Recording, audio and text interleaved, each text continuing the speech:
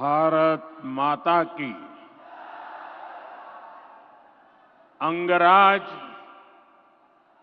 दानवीर कर्ण की धरती, महर्षि मैही के तपस्थली, भगवान वासुपूज्य के पंच कल्याणक भूमि, विश्व प्रसिद्ध विक्रमशिला महाविहार, बाबा बूढ़ानाथ के पवित्र भूमि पे सब भाई बहन सैनिक के प्रणाम करे छिए।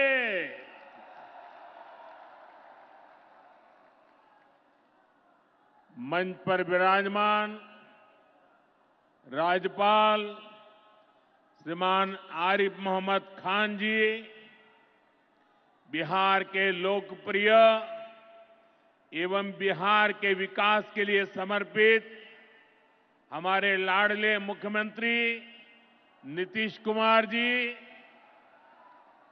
केंद्रीय मंत्रिमंडल में मेरे सहयोगी शिवराज सिंह चौहान जी,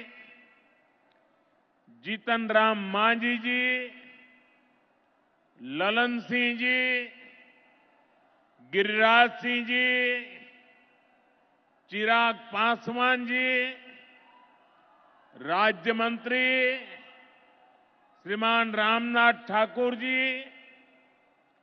बिहार सरकार के उप मुख्यमंत्री सम्राट चौधरी जी, विजय सिन्हा जी, राज्य के अन्य मंत्री एवं जनप्रतिनिधिगण, उपस्थित महानुभाव और बिहार के मेरे प्यारे भाइयों और बहनों, आज हमारे साथ देश के कोने कोने में कई मुख्यमंत्री, कई मंत्री और करोड़ों करोड़ों किसान भी आज इस कार्यक्रम में हमारे साथ जुड़े हुए हैं। मैं उन सबको भी आदरपूर्वक नमन करता हूं। साथियों, महाकुंभ के समय में मंदरांचल की इस धरती पर आना अपने आप में बड़ा सौभाग्य है। इस धरती में आस्था भी है, विरासत भी है और विकसित भारत का सामर्थ्य भी है। ये शहीद तिलका मांझी की धरती है, ये सिल्क सिटी भी है। बाबा अजगैबीनाथ की इस पावन धरा में इस समय महाशिवरात्रि की भी खूब तैयारियां चल रही हैं। ऐसे पवित्र समय में मुझे पीएम किसान निधि की एक और किस्त देश के करोड़ों किसानों को भेजने का सौभाग्य मिला है। करीब 22,000 करोड़ रुपए एक क्लिक पर देश भर के किसानों के खाते में पहुंचे हैं। और जैसे ही अभी मैंने क्लिक दबाई, मैं देख रहा था यहां पर भी जो राज्यों के दृश्य दिख रहे थे, यहां भी कुछ लोगों की तरफ मेरी नजर गई। वो फटाफट अपने मोबाइल देख रहे थे कि पैसा आया कि नहीं आया, और तुरंत उनकी आंखों में चमक दिखाई देती थी। साथियों, आज जो किसान सम्मान निधि दी गई है, इसमें बिहार के भी 75 लाख से अधिक किसान परिवार है। बिहार के किसानों खाते में आज सीधे करीब 1600 करोड़ रुपए उनके खाते में पहुंच चुके हैं। मैं बिहार और देश के सभी किसान परिवारों को बहुत बहुत शुभकामनाएं देता हूं, बधाई देता हूं। साथियों, मैंने लाल किले से कहा है कि विकसित भारत के 4 मजबूत स्तंभ है। ये स्तंभ है गरीब, हमारे अन्नदाता किसान, हमारे नौजवान, हमारे युवा और हमारे देश की नारी शक्ति। एनडीए सरकार चाहे केंद्र में हो या फिर यहां नीतीश जी के नेतृत्व में चल रही सरकार हो, किसान कल्याण हमारी प्राथमिकता में है। बीते दशक में हमने किसानों की हर समस्या के समाधान के लिए पूरी शक्ति से काम किया है। किसान को खेती के लिए अच्छे बीज चाहिए, पर्याप्त और सस्ती खाद चाहिए, किसानों को सिंचाई की सुविधा चाहिए,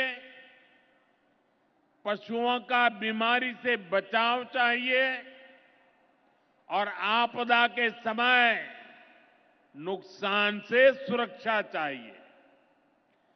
पहले इन सभी पहलुओं को लेकर किसान संकट से घिरा रहता था। जो लोग पशुओं का चारा खा सकते हैं, वो इन स्थितियों को कभी भी नहीं बदल सकते। एनडीए सरकार ने इस स्थिति को बदला है। बीते वर्षों में हमने सैकड़ों आधुनिक किस्म के बीज किसानों को दिए। पहले यूरिया के लिए किसान लाठी खाता था और यूरिया की कालाबाजारी होती थी। आज देखिए, किसानों को पर्याप्त खाद मिलती है। हमने तो कोरोना के महासंकट में भी किसानों को खाद की कमी नहीं होने दी। आप कल्पना कर सकते हैं कि अगर एनडीए सरकार न होती, क्या होता? साथियों, अगर एनडीए सरकार न होती तो आज भी हमारे किसान भाई बहनों को खाद के लिए लाठियां खानी पड़ती। आज भी बरौनी खाद कारखाना बंद पड़ा होता। दुनिया के अनेक देशों में खाद की बोरी जो 3,000 रुपये की मिल रही है, वो आज हम किसानों को 300 रुपये से भी कम में देते हैं। एनडीए सरकार न होती तो यूरिया की एक बोरी भी आपको 3,000 रुपये की मिलती। हमारी सरकार किसानों के बारे में सोचती है, उनकी भलाई के लिए काम करती है। इसलिए यूरिया और डीएपी का जो पैसा किसानों को खर्च करना था, वो केंद्र सरकार खुद खर्च कर रही है। बीते 10 साल में करीब 12 लाख करोड़ रुपए जो खाद खरीदने के लिए आपके जेब से जाने थे, वो बच गए। वो केंद्र सरकार ने बजट में से दिए हैं। यानी इतना सारा पैसा, 12 लाख करोड़ रुपया देश के करोड़ों किसानों की जेब में बचा है। साथियों, एनडीए सरकार न होती तो आपको पीएम किसान सम्मान निधि ये भी नहीं मिलती। इस योजना को शुरू हुए अभी करीब 6 साल हुए हैं। अभी तक लगभग 3,70,000 करोड़ रुपए सीधे किसानों के खाते में पहुंच चुके हैं। बीच में कोई बिचौलिया नहीं, कोई कटकी कंपनी नहीं। 1 रुपया दिल्ली से निकले, 100 पैसा सीधा पहुंचता है। ये आप जैसे छोटे किसान हैं, जिनको पहले सरकार की योजनाओं का पूरा लाभ नहीं मिल पाता था। छोटे किसानों का हक भी बिचौलिए हड़प कर लेते थे। लेकिन ये मोदी है, ये नीतीश जी है, जो किसानों के हक का किसी को नहीं खाने देंगे। जब ये कांग्रेस वाले, जंगल राज वाले सरकार में थे, तो इन लोगों ने खेती का कुल जितना बजट रखा था, उससे कई गुना ज्यादा पैसा तो हम सीधे आप किसानों के बैंक खातों में भेज चुके हैं। ये काम कोई भ्रष्टाचारी नहीं कर सकता है। ये काम वही सरकार कर सकती है जो किसान कल्याण के लिए समर्पित है। साथियों, कांग्रेस हो, जंगल राज वाले हो, इनके लिए आप किसानों की तकलीफ भी कोई मायने नहीं रखती। पहले जब बाढ़ आती थी, सूखा पड़ता था, ओला पड़ता था, तो ये लोग किसानों को अपने हाल पर छोड़ देते थे। 2014 में जब आपने एनडीए को आशीर्वाद दिया, तो मैंने कहा ऐसे नहीं चलेगा। एनडीए सरकार ने पीएम फसल बीमा योजना बनाई।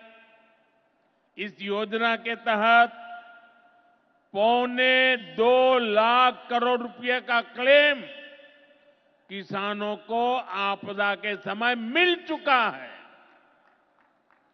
साथियों, जो भूमिहीन है, जो छोटे किसान है, उनकी आय को बढ़ाने में एनडीए सरकार पशुपालन को बढ़ावा दे रही है। पशुपालन गांव में हमारी बहनों को लखपति दीदी बनाने में भी बहुत काम आ रहा है। देश में अभी तक करीब 1.25 करोड़ लखपति दीदी बन चुकी है। इनमें बिहार की भी हजारों जीविका दीदियां शामिल है। बीते दशक में भारत में दूध उत्पादन 14 करोड़ टन से बढ़कर, ये याद रखिए, 10 साल में 14 करोड़ टन दूध उत्पादन से बढ़कर के 24 करोड़ टन दूध उत्पादन हो रहा है। यानी भारत ने दुनिया के नंबर 1 दूध उत्पादक के रूप में अपनी भूमिका को और सशक्त किया है। इसमें बिहार की भी बहुत बड़ी भागीदारी है। आज बिहार में सहकारी दूध संघ प्रतिदिन 30 लाख लीटर दूध खरीदता है। इसके कारण हर साल 3,000 करोड़ रुपए से अधिक बिहार के पशुपालकों, हमारी माताओं बहनों के खाते में पहुंच रहे हैं। साथियों, मुझे खुशी है कि डेयरी सेक्टर को बढ़ावा देने के हमारे प्रयासों को राजीव रंजन जी, हमारे ललन सिंह जी बहुत ही कुशलता के साथ आगे बढ़ा रहे हैं। इनके प्रयासों से यहां बिहार में 2 परियोजनाएं तेजी से पूरी हो रही है। मोतीहारी का सेंटर ऑफ एक्सीलेंस बेहतरीन देसी नस्ल की गायों के विकास में मदद करेगा। दूसरा बरौनी का मिल्क प्लांट है। इस क्षेत्र के 3 लाख किसानों को फायदा होगा, नौजवानों को रोजगार मिलेगा। साथियों, हमारे जो नाविक साथी हैं, जो मछुआरे साथी हैं, इनको पहले की सरकारों ने कोई फायदा नहीं दिया। हमने पहली बार मछली पालकों को किसान क्रेडिट कार्ड की सुविधा दी है। ऐसे ही प्रयासों से आज मछली उत्पादन में बिहार शानदार प्रदर्शन कर रहा है। और अभी जैसे मुख्यमंत्री जी ने बताया, पहले मछली हम बाहर से लाते थे और आज मछली में बिहार आत्मनिर्भर बन गया है। और मुझे याद है 2014 के पहले 2013 में जब मैं चुनाव अभियान के लिए आया था, तब मैंने कहा था कि मुझे आश्चर्य हो रहा है कि बिहार में इतना पानी है, मछली हम बाहर से क्यों लाते हैं। आज मुझे संतोष है कि बिहार के लोगों की मछली की जरूरत बिहार में ही पूरी हो रही है। 10 साल पहले बिहार मछली उत्पादन में देश के 10 राज्यों में से एक था। आज बिहार देश के टॉप 5 बड़े मछली उत्पादक राज्यों में से एक बन चुका है। फिशरीज सेक्टर पर हमारे फोकस का बहुत बड़ा फायदा हमारे छोटे किसानों को हुआ है, मछुआरे साथियों को हुआ है। भागलपुर की पहचान तो गंगा जी में रहने वाली डॉल्फिन से भी होती रही है। ये नमामि गंगे अभियान की भी बहुत बड़ी सफलता है। साथियों, बीते वर्षों में सरकार के प्रयासों से भारत का कृषि निर्यात बहुत अधिक बढ़ा है। इससे किसानों को उनकी उपज की ज्यादा कीमत मिलने लगी है। कई कृषि उत्पाद ऐसे हैं जिनका पहली बार निर्यात शुरू हुआ है, एक्सपोर्ट हो रहा है। अब बारी बिहार के मखाना की है। मखाना आज देश के शहरों में सुबह के नाश्ते का प्रमुख अंग हो चुका है। मैं भी 365 दिन में से 300 दिन तो ऐसे होंगे कि मैं मखाना जरूर खाता हूं। ये एक सुपर फूड है जिसे अब दुनिया के बाजारों तक पहुंचाना है।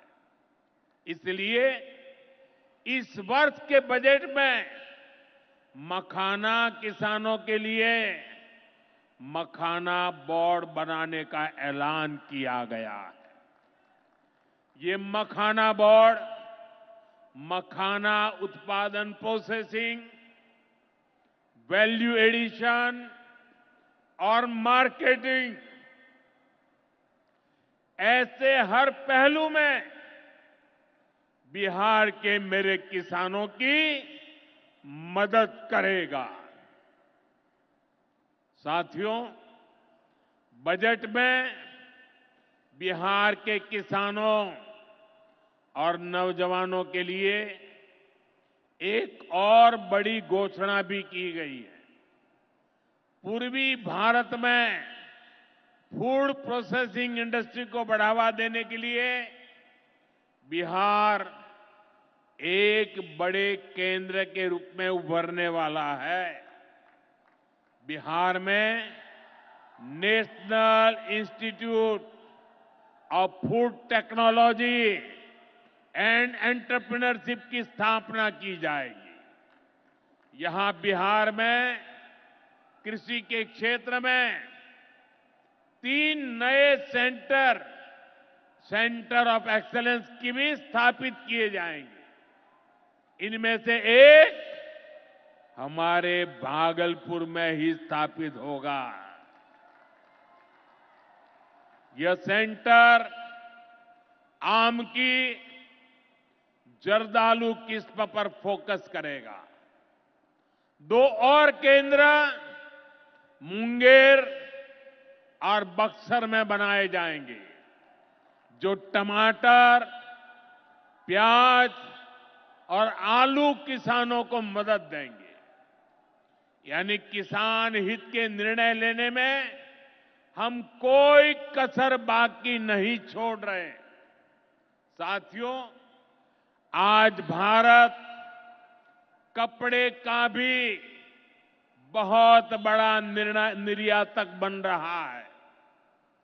देश में कपड़ा उद्योग को बल देने के लिए अनेक कदम उठाए जा रहे हैं। भागलपुर में तो कहा जाता है कि यहां पेड़ भी सोना उगलते हैं।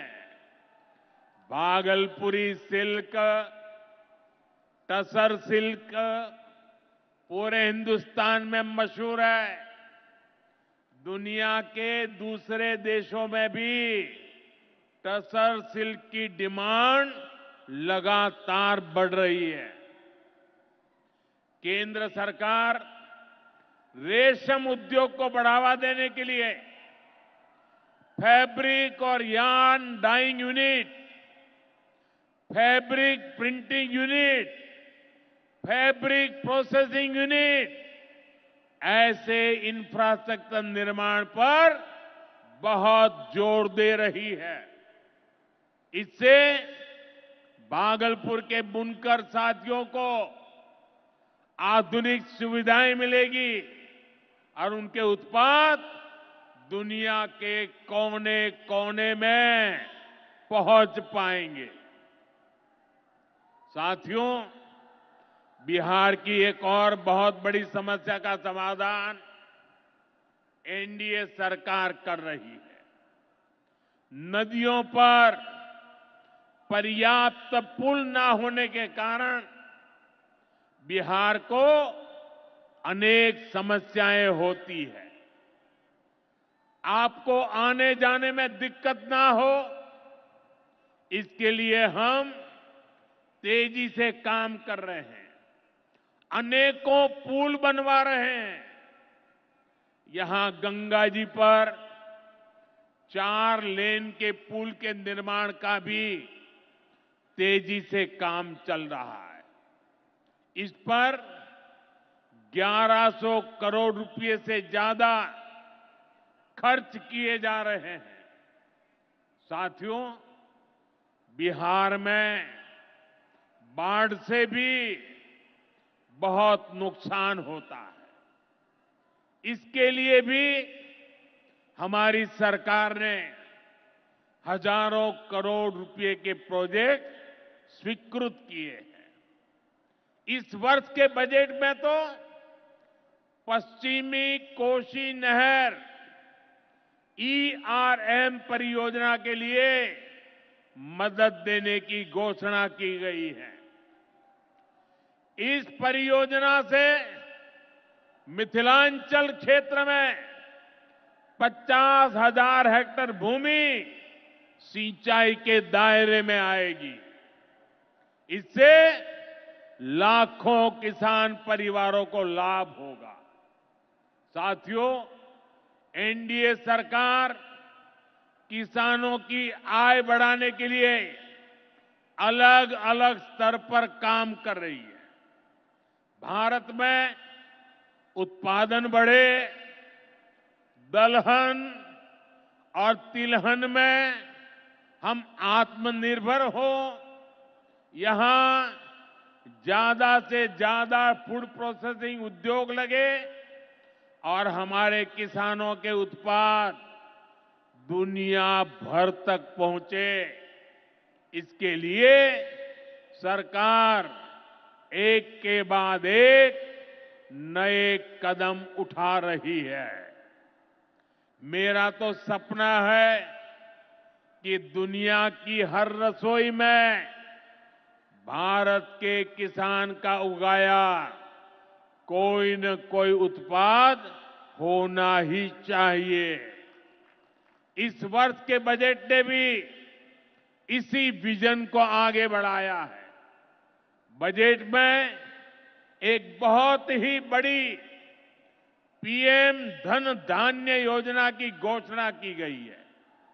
इसके तहत देश के 100 ऐसे जिलों की पहचान की जाएगी जहां सबसे कम फसल उत्पादन होती है। फिर ऐसे जिलों में खेती को बढ़ावा देने के लिए विशेष अभियान चलाया जाएगा। दलहन में आत्मनिर्भरता के लिए मिशन मोड पर काम किया जाएगा। किसान ज्यादा से ज्यादा दालें उगाए, इसके लिए किसानों को प्रोत्साहन मिलेगा। दालों की एमएसपी पर खरीद को और अधिक बढ़ाया जाएगा। साथियों, आज का दिन एक और वजह से बहुत खास है। हमारी सरकार ने देश में 10,000 एफपीओ किसान उत्पादक संघ बनाने का बड़ा लक्ष्य रखा था। आज मुझे ये बताते हुए खुशी है कि देश ने इस लक्ष्य को प्राप्त कर लिया है। आज बिहार की भूमि 10,000वें एफपीओ के निर्माण की साक्षी बन रही है। मक्का, केला और धान पर काम करने वाला ये एफपीओ खगड़िया जिला में रजिस्टर हुआ है। एफपीओ सिर्फ एक संगठन नहीं होता, ये किसानों की आय बढ़ाने वाली अभूतपूर्व शक्ति है। एफपीओ की ये शक्ति छोटे छोटे किसानों को बाजार के बड़े लाभ सीधे उपलब्ध कराती है। एफपीओ के जरिए आज तमाम ऐसे अवसर हमारे किसान भाइयों बहनों को सीधे मिल रहे हैं जो पहले उपलब्ध नहीं थे। आज देश के करीब 30 लाख किसान एफपीओ से जुड़े हैं और बड़ी बात यह कि इसमें करीब 40% हमारी बहनें हैं। ये एफपीओ आज कृषि क्षेत्र में हजारों करोड़ रुपए का कारोबार करने लगे हैं। मैं सभी 10,000 एफपीओ के सदस्यों को भी बहुत बहुत बधाई देता हूं। साथियों, एनडीए सरकार बिहार के औद्योगिक विकास पर भी उतना ही बल दे रही है।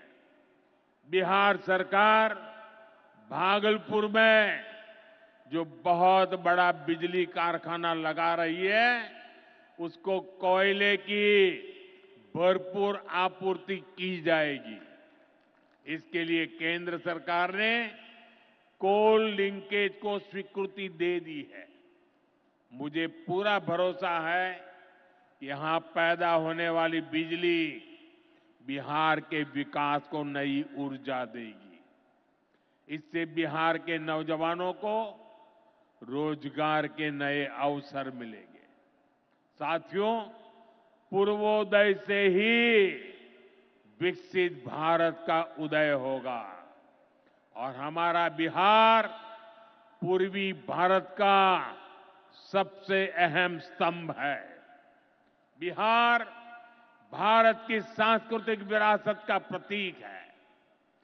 कांग्रेस आरजेडी के लंबे कुशासन ने बिहार को बर्बाद किया, बिहार को बदनाम किया।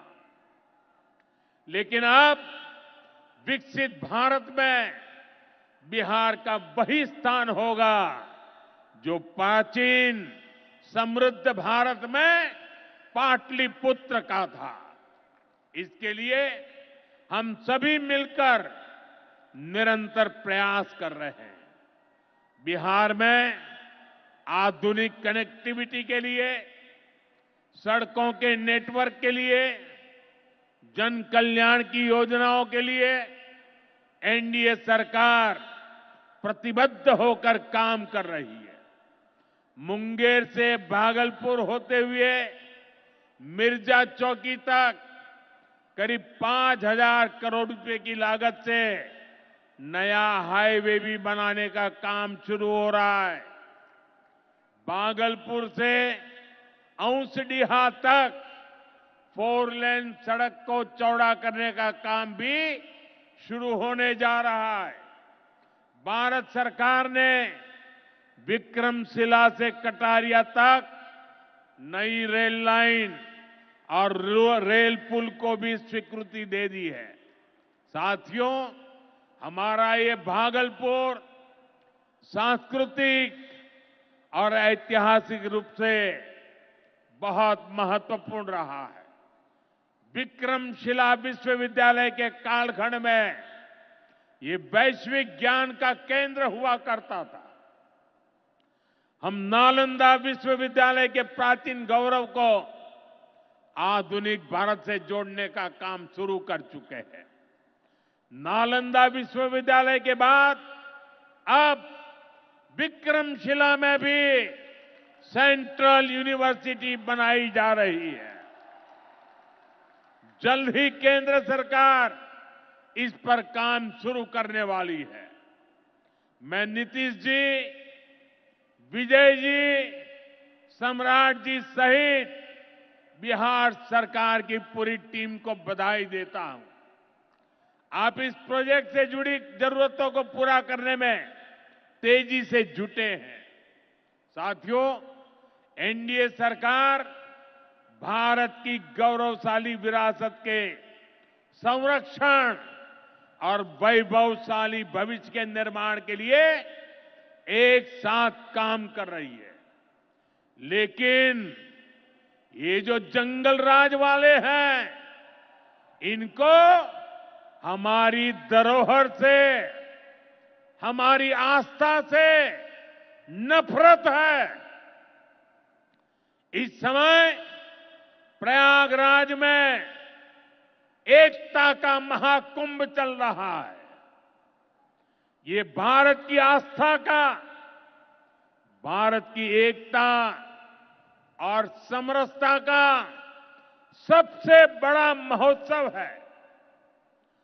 पूरे यूरोप की जितनी जनसंख्या है, उससे भी ज्यादा लोग अब तक एकता के इस महाकुंभ में डुबकी लगा चुके हैं, स्नान कर चुके हैं।